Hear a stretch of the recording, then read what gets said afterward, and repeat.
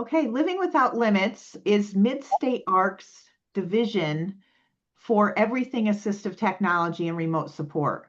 Our remote support program, our remote support team consists of myself, Pam Fields, Chief Executive Officer. Hi, my name is Catherine Wood. I'm the Director of Community Integration. And I'm Nigel Cooper. I'm the manager of remote supports. Awesome. So that's who we are, and we are based out of Connecticut. And I just wanted to let you know that we have some, changes to the system we're going to announce today, and also some clarifications on the system. So if you've seen it before, you might see a little bit of differences. So remote support is one piece of the puzzle to support someone to live independently. There are also many assistive technologies that can be used as a standalone outside of remote support or can run parallel to the remote support system. And there are also other supports like paid staff, natural supports that can be added to provide a holistic support system, including these on-site staff that we have, home healthcare aides, maybe for pouring medications and helping with healthcare, Meals on Wheels, transportation, and on and on. There's all different pieces that you can add in depending on the needs of the person to make sure all the supports are holistic. So remote supports is one of the supports that go into this. And I wanted to let you know that most remote support services include all of these things in some combination. So they'll include a remote support system. They'll include some maybe assistive technology add-ons like a medication dispensing device. And they'll add into those holistic supports of natural supports and home health care, maybe even Meals on Wheels, depending on what the person needs. So since we are also a provider of supports in Connecticut, our approach is a little different than the other remote support providers because we come in with a provider lens and we look at the whole needs of the person, the agency, and the family all together. So we have 3 success videos we will send out after so you can see. We're just going to show a couple of them on here to give you an idea. So this first one is Morris. Okay, so that was Morris. He was one of the first people that we moved into remote support services from a group home. He had a lot fewer independent skills that people were comfortable with. And so we did a trial in his home. It took about 6 months to show the team through the data from the system and some camera videos in common areas to show what would happen when he was all alone. After 6 months, he was able to move out into his own home where he's lived for a little over, I think, 5 years, very, very successfully. So he is one of our bigger success stories just because he's one that you typically would not expect to see living in independent living, and he's doing it, and it's working really well. So we use ARMS, the Advanced Remote Monitoring System. And this system we chose very carefully because it combines smart home technology, sensors, and safety devices with activity pattern monitoring to provide 24/7 supports, helping individuals with IDD or anyone with a barrier issue to independence to live more independently while providing that peace of mind.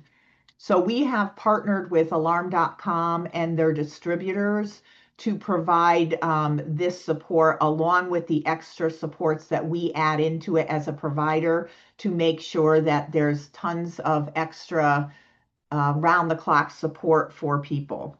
Because as a provider, we found we needed that. Coming in and just putting in a system, training us once and walking away did not work for us. So in our system, we have over 18 devices that run off of our system. All of these devices are in the system software and can be viewed from our dashboard. And we're going to be looking at that dashboard in a little while. But right now, I'm going to do a quick review of the components we have that go with the system. And they all fall under these 4 categories of safety and security, daily living support, communication, and health and wellness. So motion sensors are used throughout the house to capture general movement, and this is a major component of the system. And no matter which remote support system you use, you'll probably always see the motion sensors and you'll always see contact sensors. So contact sensors track what has been opened or closed. So this can normally include your exit doors, your perimeter doors, your windows, if you want to make sure that somebody closes all their windows. Sometimes people forget. So putting them on the windows would be more of a safety reminder and not that we're thinking somebody's going to climb out of a window and run away. This can include food cabinets, refrigerators, medicine cabinets, and anything else that has opens and closes that you want to be able to track to see if the person is accessing something. The other part of the system is sensory mats. So there's mats for the bed that let you know if somebody's in and out of bed. There's mats, could be on a chair in the living room, their couch, where they eat lunch, where they do their puzzles or activities, to know if they're in their normal places around their house at the times they typically do that. And you can also use the floor mats. So if somebody doesn't want to use a bed mat, but you want to know if they get in and out of bed, you can put the mat near where they're stepping out of bed. You can put it under a rug if that's more comfortable for people, but it gives another option for recording touch point data. The system also has a variety of emergency buttons and pendants. So the red button that you see in the middle, that's what we call our big red button. That's usually located in the person's bathroom and lower down on the wall in case somebody falls or slips in the bathroom, that they always have a place they can reach out and touch to be able to call somebody. We also have emergency pendants that you can wear on your wrist or around your neck that again can call either a 911 or call a caregiver. Most of our systems are set up for a caregiver. And then we also have a fall device that can be used inside the home. We do have cameras to allow video monitoring of common areas inside and outside of the home with two-way audio. But we wanted to let you know as a caveat, we do not typically use cameras inside the home except for training. You saw the video of Morris when he was first identified as someone who may be able to move out. His team was very concerned. He had lived in 24-hour setting his whole life. He was in his 50s by the time he moved out. So we put cameras in the common areas and we did 6 months of trials with him. So those are usually the only time we use cameras in the house. Now we have had families use the system, and they have used cameras in their house because they are the only ones who access it. But we wanted to let you know that, we don't typically use it. And we believe our system has so many different types of sensors and the pattern recognition that we haven't found the need to use that. And we've been using the system since 2013. So another component is video doorbells and smart locks to ensure the person is safe. These give options for easy entry and safe door answering. If someone locks themselves out, you can let them in remotely. They can actually also access the lock from a fob or a fingerprint or a key or something else. If the key doesn't work for them, they could do a code. And you could put different codes in if you're allowing caregivers to go into the facility. But for us, for privacy purposes, we do not allow codes for the staff. The staff have to knock just like everyone else. And we do this to help teach the people of really who should be able to access their house without permission and who needs to knock and be let in. So it gives them back a little of that self-preservation skills that we've been seeing they've lost living in 24-hour settings. So we also offer flush and water flow sensors in our system. If someone flushes the toilet, the system is going to track how many times they normally flush the toilet a day. That seems a weird thing to track, but it has been very helpful for medical data of knowing when somebody's sick or something else is going on.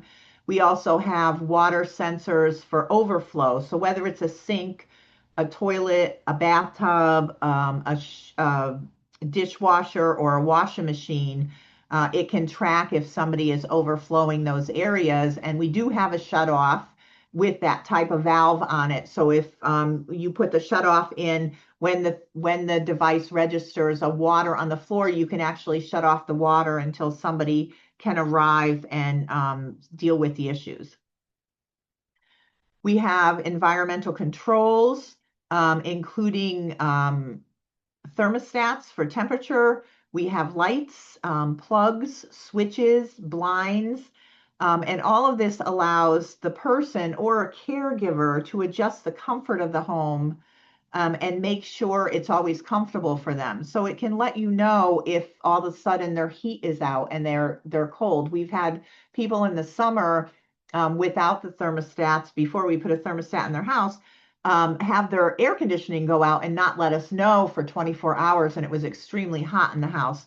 So the thermostats really help with making sure that the house is the right temperature and not going to create a medical issue for someone. Our system also allows messaging and signals for people with audio issues. So if you have people that are deaf or people who are hard of hearing, we can hook up alerts with lights and shakers in the house to allow them to know if somebody's at the door or something like that, so that they can respond to it themselves. And because our system is owned by an alarm company, alarm.com, you can get direct fire and carbon detection through a professional monitoring for fire and carbon and emergency command center. If you are out of state, we'll work with a distributor in your state for those parts of the system. And the user at that point can even choose to use full alarm monitoring if they wanted to. We find in Connecticut, we've done a lot of supported housing, and in the supported housing, these alarm smoke and carbon detectors are already in the apartments. But if a family's using it in a family home, that might make a difference where they would need to use the fire and the carbon. We also have a connected car that goes with a device for someone who drives. It lets you know where the person is, if their car is okay, even if they are driving okay, or if they've been in an accident. This is really good, especially for elders, when you're trying to find out if mom or dad should still be driving. And this is a new feature that we are just adding to our system. It's called the Thera platform. We will be using this for all of our face-to-face communication because it is secure and it is fully HIPAA compliant.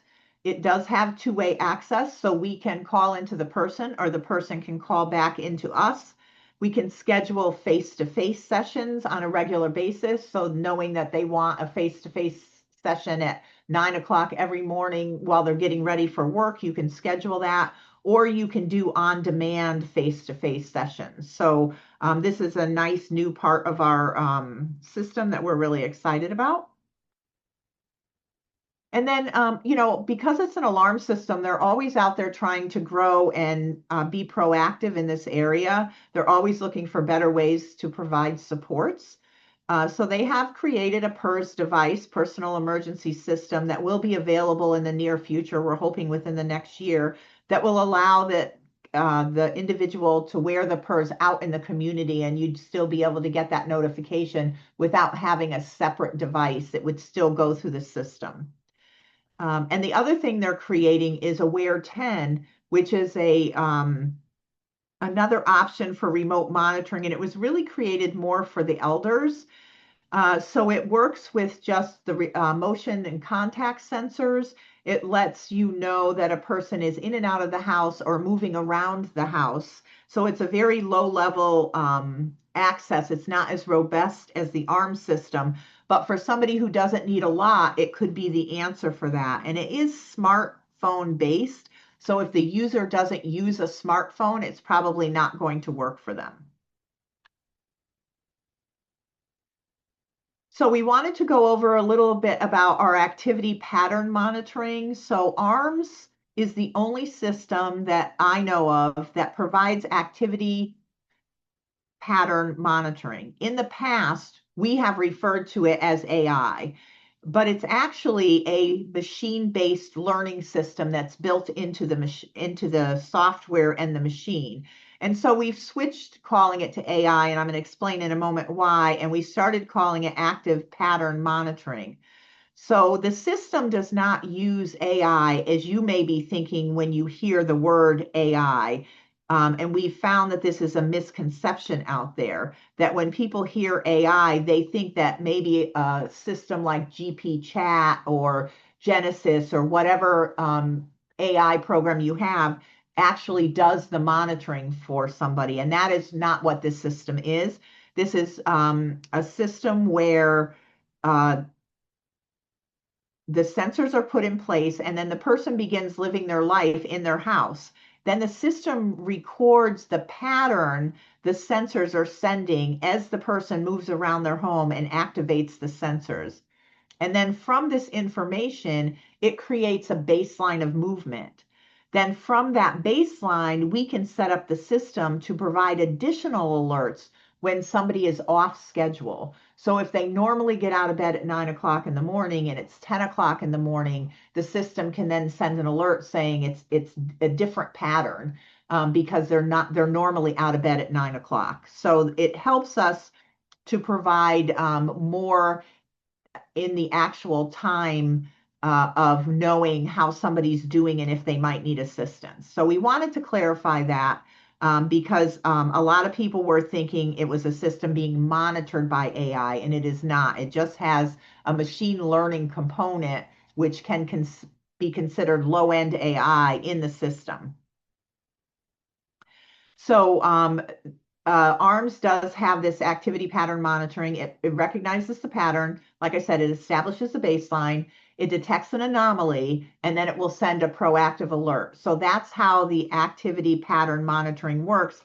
And that's what allows agencies and families to do their own monitoring. And we're going to talk about that in a while. So the activity pattern monitoring examples on here, just to give you a little idea of how it works, is that for toilet flushing, the baseline was 2 to 3 times a night that somebody would go in and flush their toilet. On this particular night, it had increased to 8 times. So an alert was then sent out to the person who was identified to receive the alert, whether it's a command center, a family, a caregiver, or an agency. And then what we've seen with this, the causes that have caused those toilet flush sensors to go off has been, it could be an illness where they have a virus or a stomach bug. It could have been a UTI, elevated blood sugar levels, or just plain old anxiety where they're really pacing around and they're in and out, flushing, moving. And then, so the next area is the kitchen.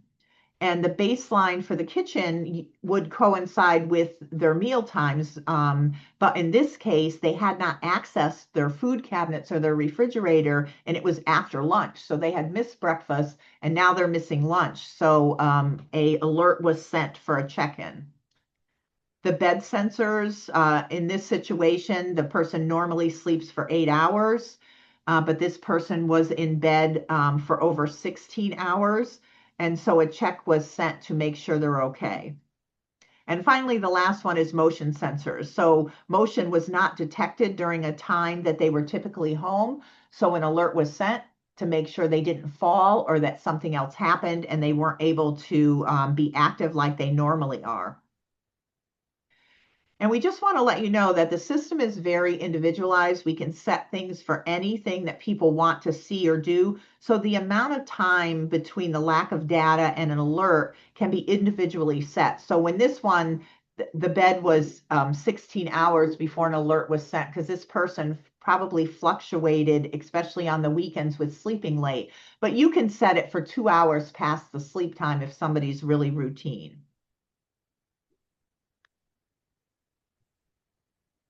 So I am going to turn it over to Kat. Thank you, Pam. So next we're going to go into the ARM system and the flexibility of the monitoring options. Someone could use the command center as their primary receiver of the alerts. Our system also allows for agencies to monitor the people they support through their on-call system. And it also allows for families to monitor their own family member.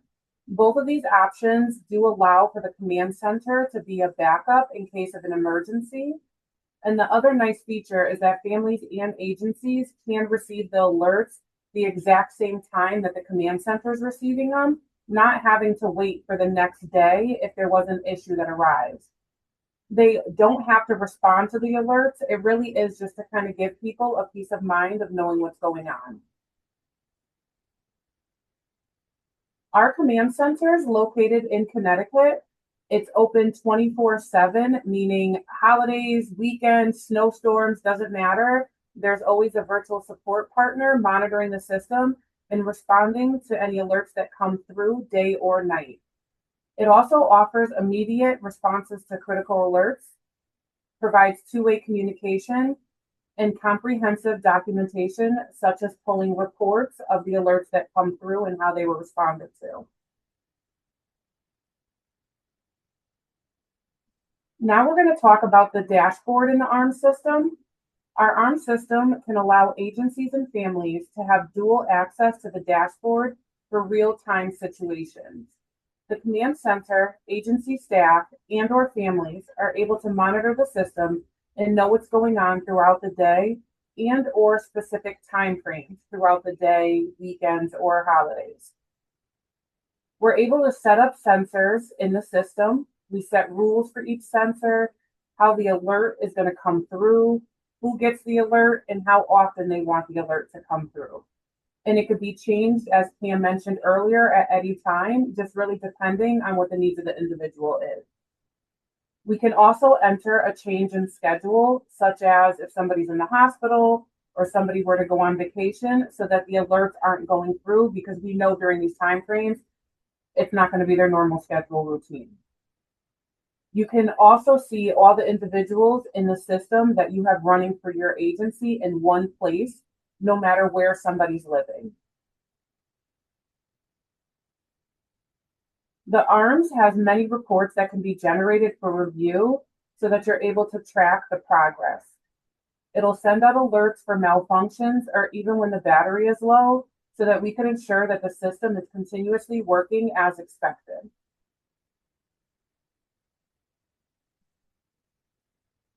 On the screen right now, we're looking at one type of report that the system generates. This shows different triggers or lack of triggers for the majority of the components, such as bed sensors, bathroom access, exiting the door, kitchen access, or general movement. If you see green, that means that somebody is moving around within their baseline. Yellow would show that they're slightly over or slightly under what their typical routine would be. And then red would show anything that is unusual. So this means outside of what we've determined as a team is their baseline. Management and administrative staff can access any of the different reports that the system offers. People who are monitoring are able to see changes at first glance. And in this one, you could see that there was yellow areas. And again, that's indicating that somebody is over or under their regular routine. And the red showing that there's a concern that the bathroom was never accessed. So that's meaning that somebody potentially could have been staying in bed and they didn't go to the bathroom at all, which could be a concern. You can access different views and reports to analyze trends and behaviors. As we all know, data doesn't lie. The report is a little more detailed at a glance. You could see that there were unusual incidents that took place during the monitoring. It also alerts you when something is going on with the person before there's any issues or behaviors. These issues could potentially be illness, depression, or behavioral changes, anxiety being one that we've been able to see as we've been monitoring the system. You're able to have a multitude of different devices that you could see the dashboard on. And these are just a few like views of the dashboard on the different devices.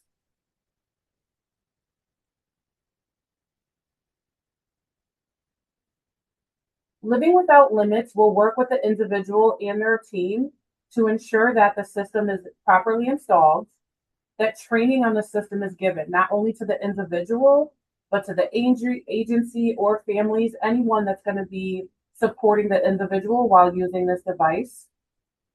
It's going to will help identify what the individual and the team is looking to learn from the ARM system, because that's a really big component of the system being used properly, is really knowing like what we're looking to achieve from it, how we're trying to help support the person as best as possible. We're able to troubleshoot any issues or concerns that may arise with the system. We provide quality assurance and monitoring the system if needed. As mentioned before, there's different ways to be able to monitor the system, different people who can monitor the system, and our command center, could be utilized as a backup entity for monitoring the system. Benefits of the ARM system for agencies, as well as the remote monitoring, is that it's able to generate reports and identify routines. A lot of times we take people in their current living situation and we have a baseline of what we feel their typical is, and then they move and you realize it's something different. And as stated, the data never lies. So you're able to look at this data and really get an idea of what somebody's routines are in areas in which they require support. It also allows for better service planning and can help you determine what levels of support are appropriate for an individual. A team could look at an individual and assume that they require staffing during all waking hours.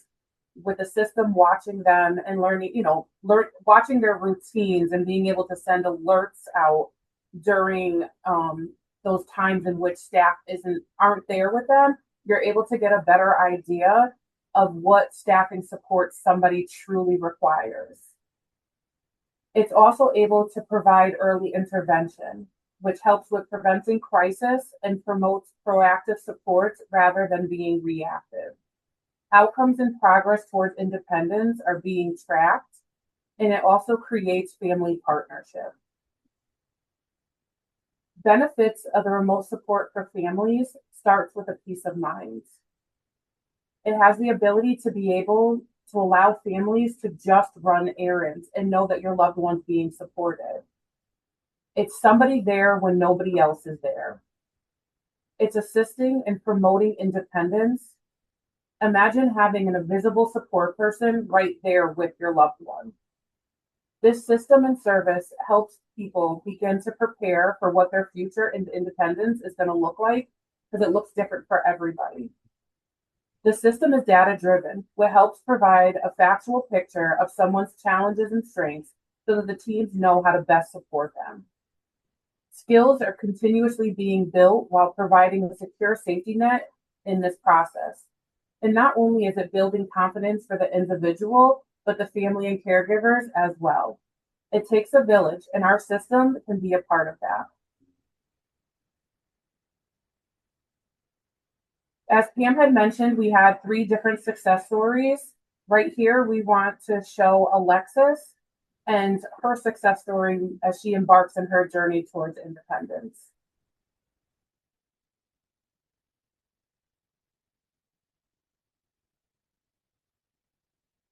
All right. And does anybody have any questions for us?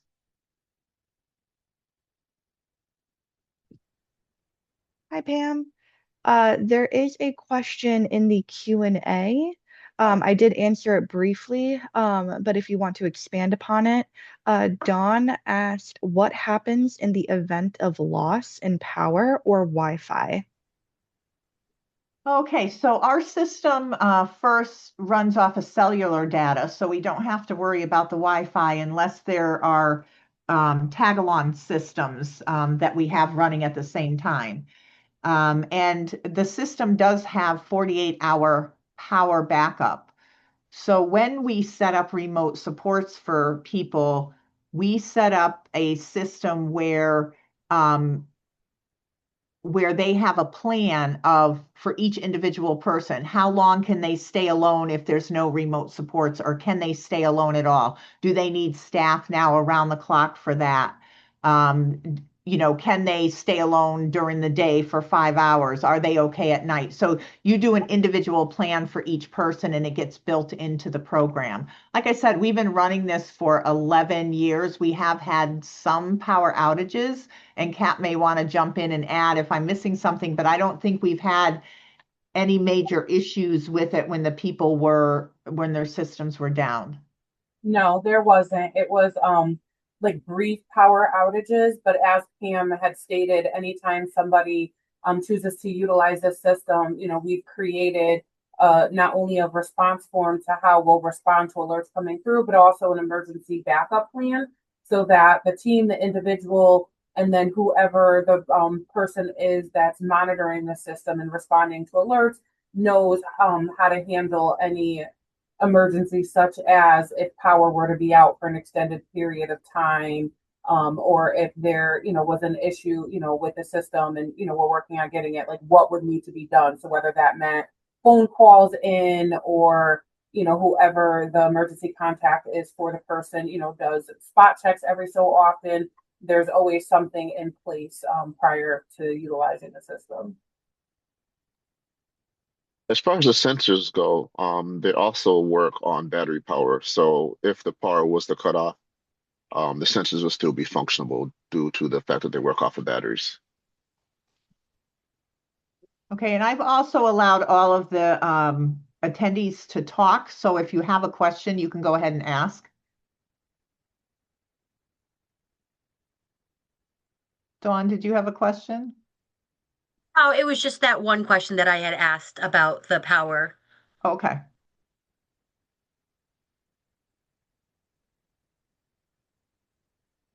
All right. Well, we are going to send the slide presentation out to you, so you'll have that for additional information and questions. If you're interested in the system and want to move forward, give us a call if you have any additional questions, or if you have other team members in your agency that need some oversight on this or training, we can do another demo just for your team if you want us to. So just let us know what you need going forward. We really appreciated being able to present to you.